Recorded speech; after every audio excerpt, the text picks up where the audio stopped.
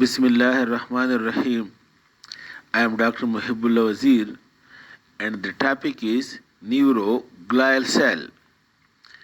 Neuroglial cell. Note: brain is made up of neuron, which is excitable and the actual functional unit of the brain. And number two, non-excitable cells, which are also called as neuroglial cells. Glial, Greek means glue or gum. They are just these neuroglial cells have no function of receptivity or conductivity like the neuron. It is just supporting cell. These neuroglial cells are then of different types. First is astrocytes.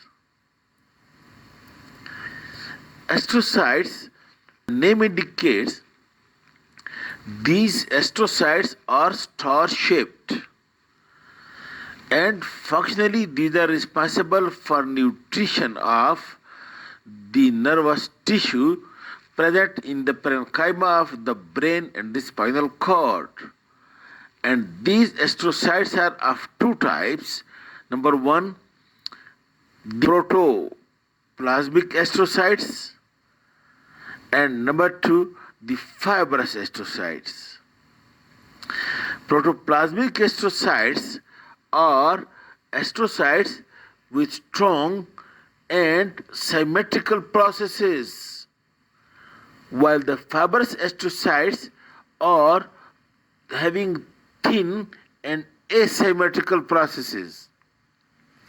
And note the foot piece of the astrocytes. It ends at the capillary wall to form the blood-brain barrier. What is blood-brain barrier? I will explain later on.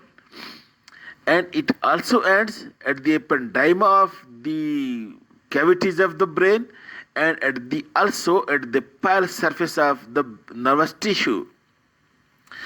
And these astrocytes are absent, note the point, these are absent in the pineal gland and absent in the posterior pituitary, also absent in the median eminence of the thalamus. And because the same reason, because the astrocytes are absent, there is also no blood-brain barrier is not present in the same parts of the brain, that is the pineal gland, the pituitary, and the median eminence. There is no blood-brain barrier because there is no astrocytes. Then the second type of the neuroglial cell is oligodendrocytes. Oligo, as its name indicates, oligodendrocytes are those neuroglial cells which are having, you can see over here, which are having less processes.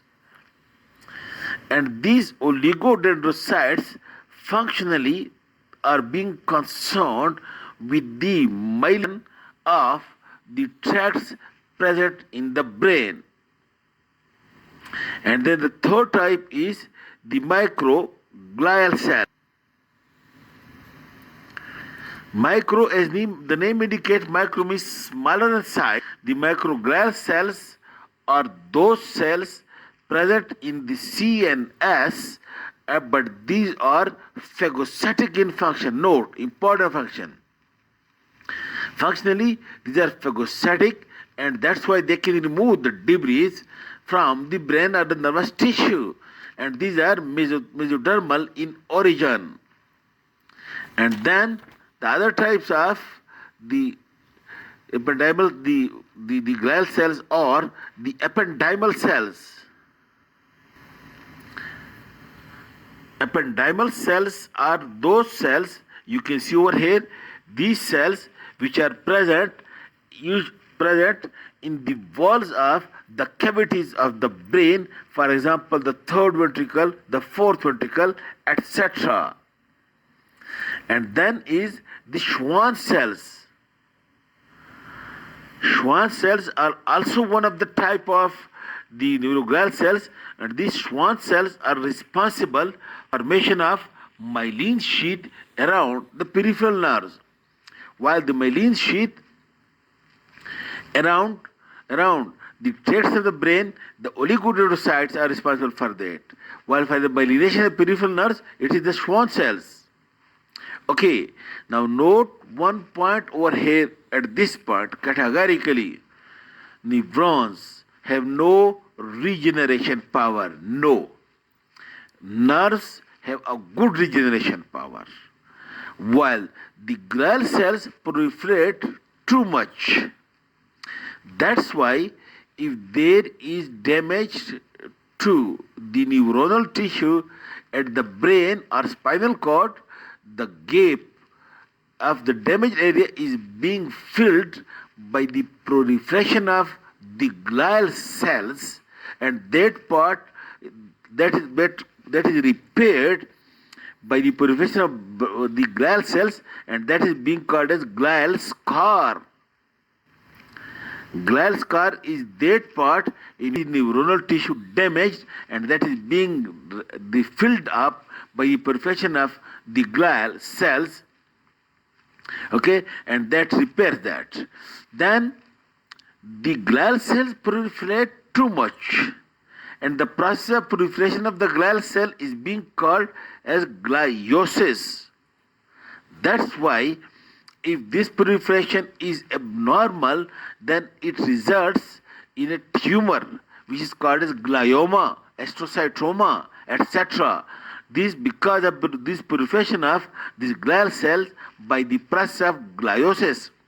By the same process of gliosis, the repair or the glial scar is also being found by the process of gliosis. Then what are the function of these glial cells? Note, number one, it gives just support, just mechanical support. And number two, it separates one cell from another cell, or one group of cell with a similar function from another group of cell with a similar function, insulate them from one another so that the unwanted impulses do not pass from one group to another, from one cell to another. And third, these it can store the neurotransmitters as well. And then it provides good environment for the function of the neurons. And then it also some of the glial cells, for example the microglia, this acts as a macrophages. And some of these cells, for example the oligodendrocytes, acts as a myelination, and Schwann cells act as a myelination. And then the other important function is that the glial cells proliferate by the process of gliosis and helps in repair of the damaged area of the neuronal tissue. And this is and also the ependymal cells which perform the function of the formation of the CSF in the cavities and ventricle of the brain. This is all about the neuroglial cells. Thank you very much.